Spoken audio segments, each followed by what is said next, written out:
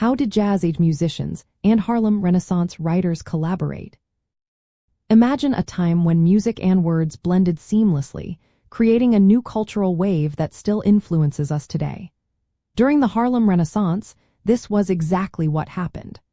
Writers and musicians worked together to express the African American experience in fresh, exciting ways. They shared common themes inspired by their daily lives, struggles, and joys.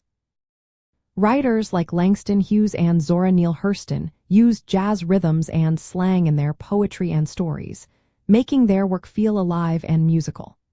Musicians such as Duke Ellington and Louis Armstrong created sounds that echoed the stories and emotions of their community. They often performed in the same venues, like the Cotton Club and the Apollo Theater, which became hubs for cultural exchange. These places brought together writers, musicians, dancers, and artists, encouraging collaboration and new ideas. Sometimes, writers would write lyrics or poems inspired by jazz tunes, while musicians would compose music based on stories from the literature. This cross-pollination made their art more vibrant and authentic. There were also special performances that combined music, dance, and storytelling, like musical revues that celebrated Black culture. For example, the show Shuffle Along brought together writers, dancers, and musicians to showcase African American talent.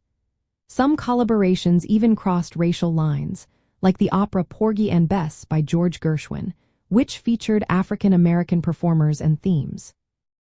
All of this created a lively scene where words and music fed off each other, giving voice to a community eager to share its identity. The collaboration between jazz musicians and Harlem Renaissance writers helped shape a powerful cultural movement. It showed how music and literature could work hand in hand to tell stories, express feelings, and celebrate Black life. This partnership not only defined an era but also left a lasting mark on American art and culture.